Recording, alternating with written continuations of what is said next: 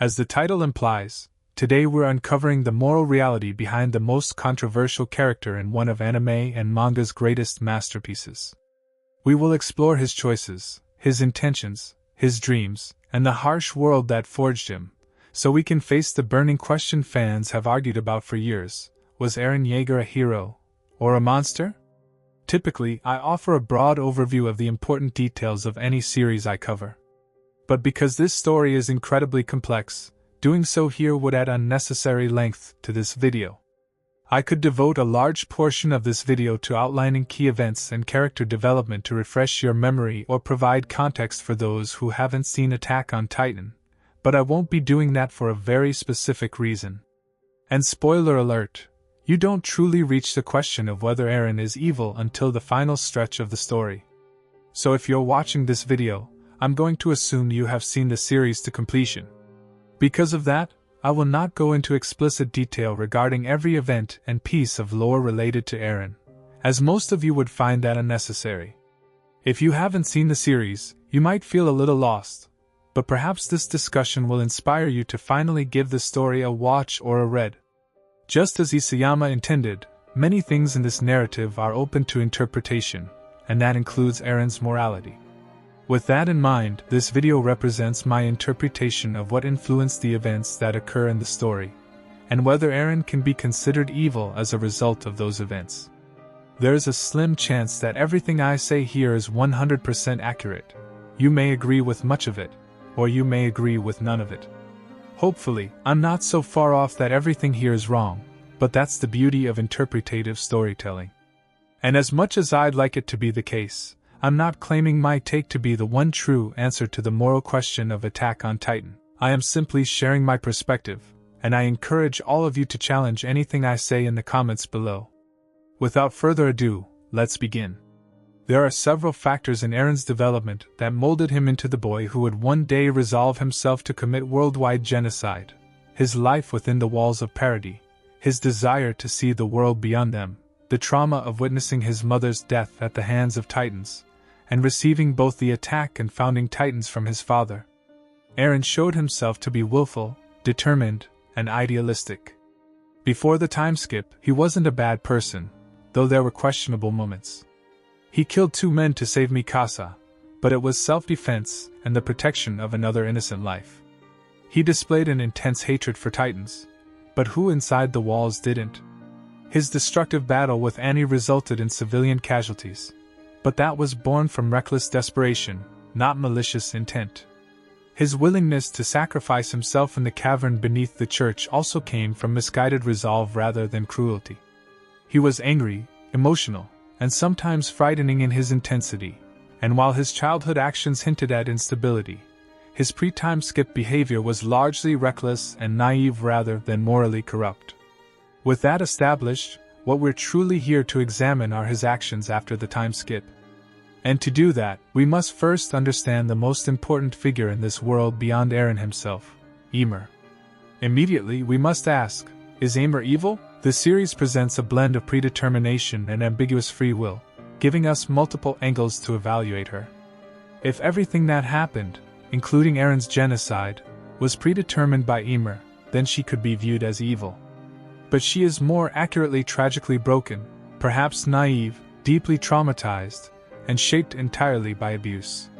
The true evil in her origin story lies with King Fritz, who slaughtered her family, burned her village, cut out her tongue, enslaved her, and weaponized her against the world to build his empire.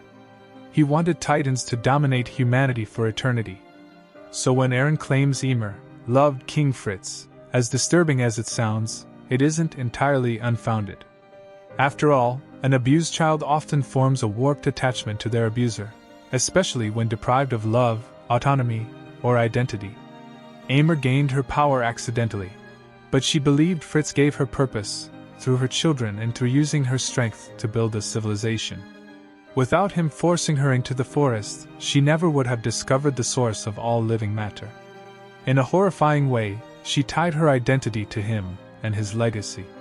So despite unspeakable suffering, she continued his will long after his death, not out of loyalty to evil, but because she genuinely believed her worth depended on serving the Eldian people he created. Yet she also understood that Titan power was a curse poisoning the world, and she sought liberation from it while wanting her people to survive. Ymir foresaw countless futures, and after millennia she determined that the only path that could save both the Eldians and the rest of humanity was Eren's rumbling, followed by Mikasa's act of killing him, an act of love breaking the chains she never could. However, she could only achieve this through a vessel who shared both her pain and her dream, someone who longed for freedom, yet bore the weight of hatred. That vessel was Eren Yeager. Eren never experienced slavery in the literal sense, but he knew what it meant to live inside a cage with the people he loved, staring out at a hostile world and waiting for the beasts at the bars to break through and devour everything he cared about. In that way, he, and everyone within the walls, were slaves to the Titans. His pain mirrors Ymir's. He loved his friends, his family, and his fellow Eldians more than anything, yet he also understood that the power gifted to his people was poisonous to the world and to the Eldians themselves. One of the defining traits that drew him closer to Ymir's perspective was his fixation on freedom and the world beyond the walls.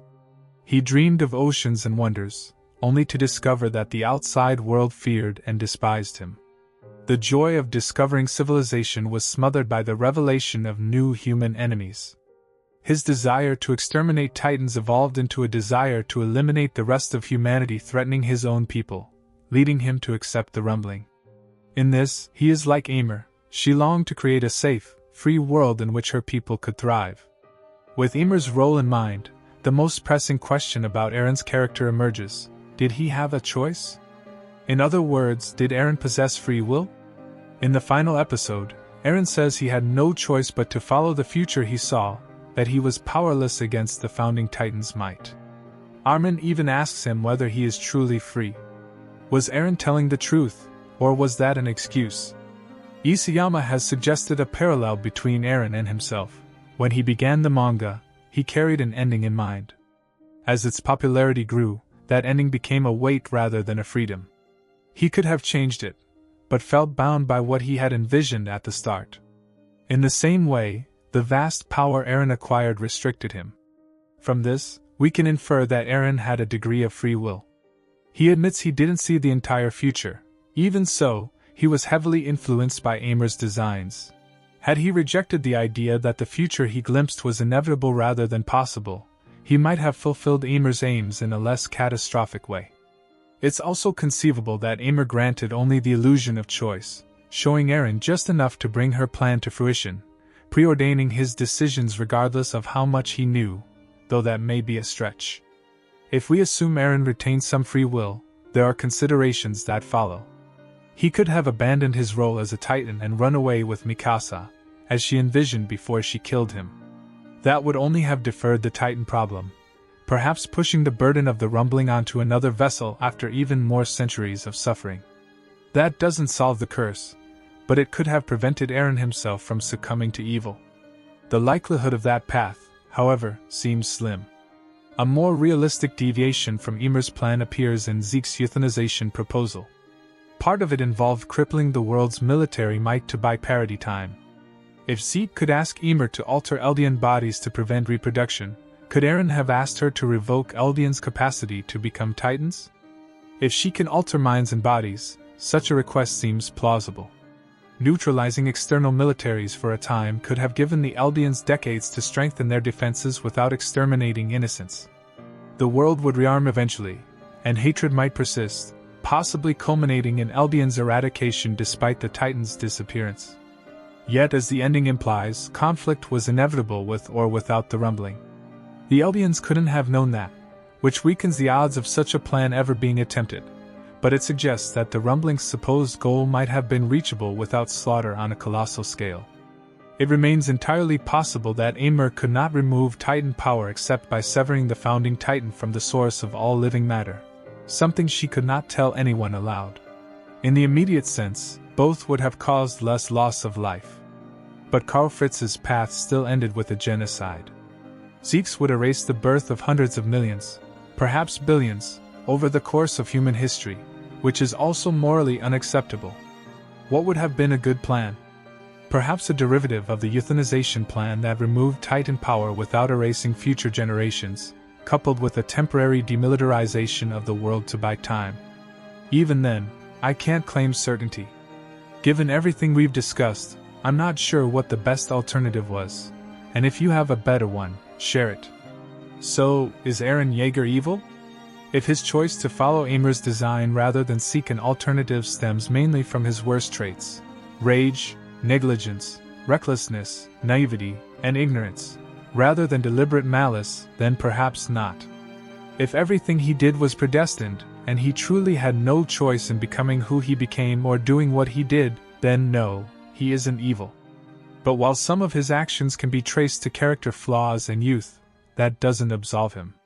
I don't believe his path was entirely predetermined, rather, it was a blend of fate and free will.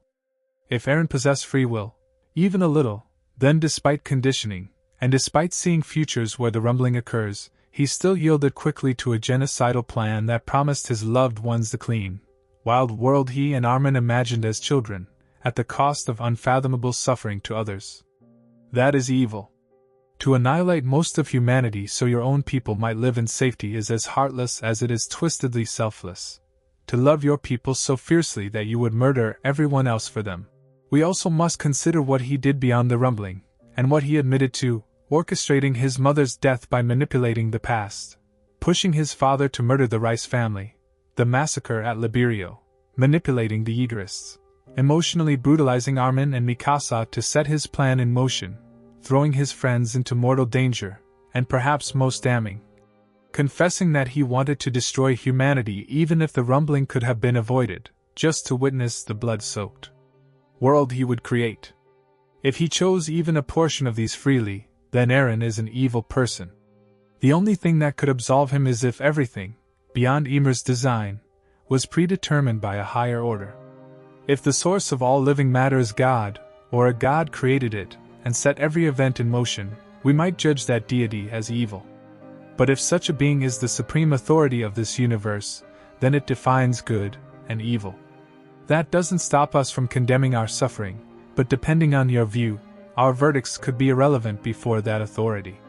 Given the ambiguity and everything we've examined, my tentative interpretation is that Eren Yeager is, in fact, evil, tragically, complexly evil, but further revelations could change that assessment. As for the world of Attack on Titan, the outlook is cautiously hopeful. 1,000 years from now, perhaps civilization will have restarted, rising along a path much like our own, or perhaps future people will learn to coexist and reduce conflict to a minimum. We cannot know. The future is impossible to predict, especially when war and horror still scar our present. Even so, despite the strife that persists after the Titan's end, perhaps the young explorer we glimpse in the far future will discover the power within the Tree of Life and wield it to usher in an age of peace and prosperity. Power once poisoned by a barbaric king's malice and megalomania. Perhaps a new inheritor will use it for the world's benefit, and the sins of the Fritz line, of Ymir, of Eren Yeager and his accomplices, and of everyone in between, will fade into history. Despite the evil that springs from Eren's choices, and from many others, what does Attack on Titan ultimately say? The world can be horrific, and living means enduring pain. Life is cruel. People commit crimes, kill one another, and send loved ones to die in wars just and unjust. And yet small mercies make it worth living, a mother's smile, a game of catch with your father, the laughter you share with friends. The world is not ugly because it contains misery, it is beautiful in spite of it. Overcoming hatred, recognizing our similarities instead of dwelling on our differences, and pouring our attention into what deserves our love, these are the foundations of happiness. No matter how much terror sweeps across the earth, there is always a chance that peace can become the norm, that suffering, violence, war, and crime can diminish as we make better choices, so our children can live better lives than we did. As Annie says at the end, this world is the outcome carved by all our choices. If we try, truly try, to choose what makes the world better for everyone, perhaps evil will one day become a relic of the past. Thank you for watching. I hope you enjoyed this video. What are your thoughts on Eren? Did I overlook anything? Share your perspective in the comments, and feel free to suggest the next character you'd like to see featured. If you enjoyed this analysis, Please leave a like and subscribe if you haven't already. A sincere thank you to all my subscribers. As always, thank you for watching, and I'll see you in the next one.